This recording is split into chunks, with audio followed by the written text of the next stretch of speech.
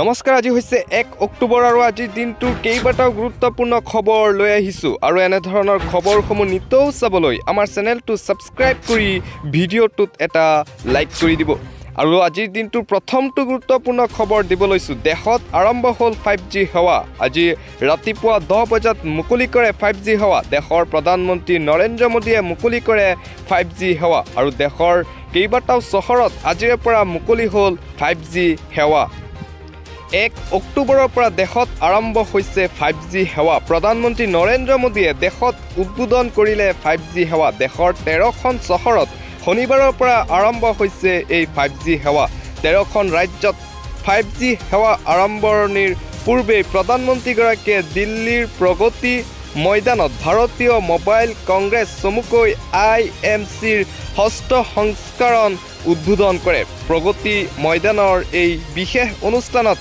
আকাশ আম্বানীয়ে 5G সেৱা সন্দৰ্ভত বিশেষ ব্যাখ্যা দাঙি ধৰি 5G সেৱা কেনেকৈ দেশবাসীক উপকৃত কৰিব সেই সম্পৰ্কেও ব্যাখ্যা দাঙি ধৰে কম খৰচত 5G ব্ৰডবেণ্ড সেৱা লাভ কৰিব দেশবাসীয়ে বুলিও ভাষণত উল্লেখ কৰিছে আকাশ আম্বানীয়ে ইয়াৰ লগতে এটা সুবিধাও দিয়া হ'ব ইয়াৰ জৰিয়তে 10 কোটি লোকৰ ঘৰত সংযোগ দিয়া হ'ব বুলি উদ্বোধনীৰ পূৰ্বে উল্লেখ কৰিছিল বিগত সময়ছোৱাত মুকেশ আম্বানীয়ে জনাইছিল যে প্ৰথম অৱস্থাত দিল্লী মুম্বাই চেন্নাই আৰু কলিকতাত জিঅ' 5G সেৱা আৰম্ভ কৰা হ'ব দীপাৱলীৰ আগতেই দিল্লী মুম্বাই কলিকতা আৰু চেন্নাইত 5G সেৱা আৰম্ভ হ'ব বুলি জনাইছিল আম্বানীয়ে অৱশ্যে সমগ্ৰ দেশত জিঅ' 5G সেৱা আগবঢ়াবলৈ আৰু কিছু সময় লাগিব আম্বানীৰ মতে 2023 ডিচেম্বৰৰ ভিতৰত সমগ্ৰ দেশতেই পোনপটীয়াকৈ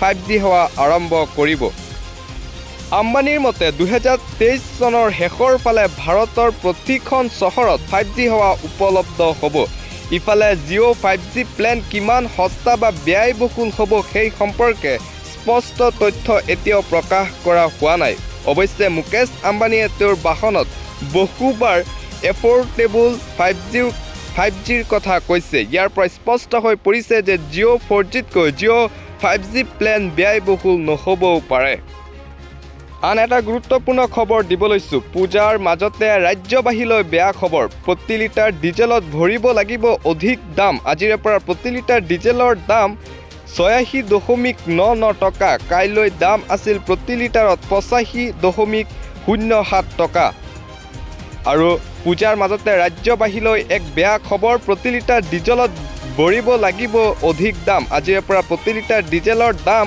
86.99 টকা কাইলৈ দাম আছিল প্ৰতি লিটাৰত 85.07 টকা ডিজেলৰ দাম বৃদ্ধি কৰিলে ৰাজ্য চৰকাৰে বৰ্ধিত দামৰ ৰাজপত্ৰিত অধিসূচনা জাৰি ডিজেলত পূৰ্বৰ সকলো ৰেহাই প্ৰত্যাহাৰ পূৰ্বে প্ৰতি লিটাৰ ডিজেলত আছিল 2.40 টকাৰ ৰেহাই এতিয়াৰে পৰা এই ৰেহাই হ'ব 1.92 টকা ইয়াৰ উপৰিও 2.05% ভেট বৃদ্ধি ৰাজ্য চৰকাৰৰ ডিজেলৰ দাম বৃদ্ধিৰ লগে লগে বাঢ়িব সামগ্ৰীৰ সৰবৰাহৰ ব্যয় পুৰুষ T20 বিশ্বকাপ 2022ৰ প্ৰাইজ মানিৰ পৰিমাণ ঘোষণা ICCৰ ফাইনেল বিজয়ী দলে লাভ কৰিব $1.6 মিলিয়ন ফাইনেলত পৰাজয় বৰণ কৰা দলে লাভ কৰিব $8 লাখ ছেমিফাইনেলত পৰাজিত হোৱা প্ৰতিটো দলে লাভ কৰিব $4 লাখকৈ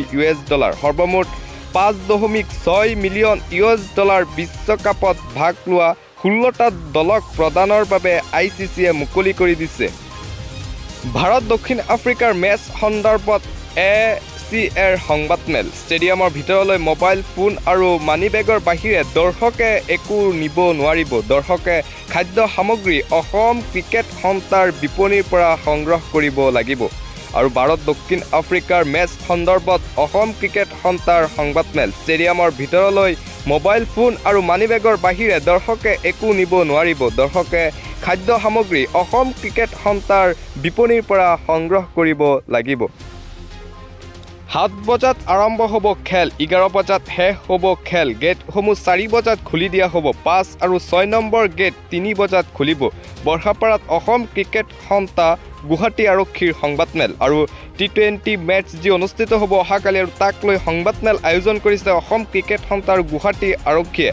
7 বজাত আৰম্ভ হ'ব খেল, 11 বজাত শেষ হ'ব খেল। গেটসমূহ 4 বজাত খুলি দিয়া হ'ব। 5 আৰু 6 নম্বৰ গেট 3 বজাত খুলিব। বৰ্ষাপাৰাত অসম ক্ৰিকেট সন্থা আৰু গুৱাহাটী আৰক্ষীৰ সংবাদমেল। চোৰাং সৰবৰাহকাৰীৰ বুদ্ধি, বিবাহ যাত্ৰীৰ ৰূপত নৈশ বাছত গৰু, নৈশ বাছৰ পৰা 40টাকৈ গোধন উদ্ধাৰ মিছা আৰক্ষীৰ। আৰু চোৰাং সৰবৰাহকাৰীৰ বুদ্ধি, বিবাহ যাত্ৰীৰ ৰূপত নৈশ বাছত গৰু, নৈশ বাছৰ পৰা 40টাকৈ গোধন উদ্ধাৰ কৰে মিছা আৰক্ষীয়ে। শক্তিপীঠ কামাখ্যাধামত টীম ইণ্ডিয়াৰ 2 তাৰকা ক্ৰিকেটাৰ। মা কামাখ্যাৰ আশীষ ল'লে উমেশ যাদৱ আৰু অক্ষৰ পেটেলে। পুৱাই উপস্থিত হৈ মা কামাখ্যাৰ শ্ৰীচৰণত পূজা আগবঢ়ালে 2 তাৰকা খেলুৱৈ। উল্লেখযোগ্য যে অহাকালি যি T20 মেচ অনুষ্ঠিত হ'ব বৰ্ষাপাৰা ক্ৰিকেট ষ্টেডিয়ামত আৰু তাৰ আগতেই শক্তিপীঠ কামাখ্যা ধামত টীম ইণ্ডিয়াৰ 2 তাৰকা ক্ৰিকেটাৰ মা কামাখ্যাৰ আশীষ ল'লে উমেশ যাদৱ আৰু অক্ষৰ পেটেলে। পুৱাই উপস্থিত হৈ মা কামাখ্যাৰ শ্ৰীচৰণত পূজা আগবঢ়ালে 2 তাৰকা খেলুৱৈ। এবাৰ সেনা বিষয়াৰ ছদ্মবেশত জাল নোট সৰবৰাহ, 15 লাখ জাল নোট সহ গ্ৰেপ্তাৰ এজনক। গোহাইগাঁৱৰ ৰামপুৰত আৰক্ষীৰ অভিযান। এটা পেট্ৰল পাম্পত অভিযান চলাই গ্ৰেপ্তাৰ কৰে লবিলাল লেম্বুক। নিজকে নৌ সেনাৰ কেপ্টেইন বুলি পৰিচয় দিছিল। উদ্ধাৰ ভুৱা নথি পত্ৰ, মেডেল পৰিচয় পত্ৰ। লখিমপুৰৰ পৰা গোহাইগাঁৱত আহি ছিকিম অভিমুখে ৰাওনা হৈছিল। আৰু এবাৰ সেনা বিষয়াৰ ছদ্মবেশত জাল নোট সৰবৰাহ, 15 লাখ জাল নোট সহ গ্ৰেপ্তাৰ এজনক। গোহাইগাঁৱৰ শ্ৰীৰামপুৰত আৰক্ষীৰ অভিযান। এটা পেট্ৰল পাম্পত অভিযান চলাই গ্ৰেপ্তাৰ কৰে লবিলাল লেম্বুক। নিজকে নৌ সেনাৰ কেপ্টেইন বুলি পৰিচয় দিছিল। উদ্ধাৰ ভুৱা নথি পত্ৰ, মেডেল পৰিচয় পত্ৰ। লখিমপুৰৰ পৰা গোহাইগাঁৱত আহি ছিকিম অভিমুখে ৰাওনা হৈছিল লবিলাল লেম্বু। আন এটা গুৰুত্বপূৰ্ণ খবৰ দিব লৈছোঁ। শিৱসাগৰ কোৱাৰপুৰত ভয়াৱহ পথ দুৰ্ঘটনা, থিতাতে নিহত 2 যুৱক। স্কুটাৰে এজোপা গছত খুন্দা মৰাৰ ফলত সংঘটিত হয় এই ভয়ংকৰ দুৰ্ঘটনা। নিহত 2 যুৱক সম্পৰ্কত ভাতৃ বুলি জানিব পৰা গৈছে। যুৱক 2জন নিহত হোৱাৰ উপৰিও আহত হয় আন এজন। নিহত যুৱক 2জনৰ নাম শিৰোমণি কোঁৱৰ আৰু অজয় কোঁৱৰ। আৰু শিৱসাগৰ কোঁৱৰপুৰত ভয়াৱহ পথ দুৰ্ঘটনা, থিতাতে নিহত 2 যুৱক। স্কুটাৰে এজোপা গছত খুন্দা মৰাৰ ফলত সংঘটিত হয় এই ভয়ংকৰ পথ দুৰ্ঘটনা। নিহত 2 যুৱক সম্পৰ্কত ভাতৃ বুলি জানিব পৰা গৈছে। যুৱক 2জন নিহত হোৱাৰ উপৰিও আহত হয় আন এজন। নিহত যুৱক 2জনৰ নাম শিৰোমণি কোঁৱৰ আৰু অজয় কোঁৱৰ বুলি জানিব পৰা গৈছে।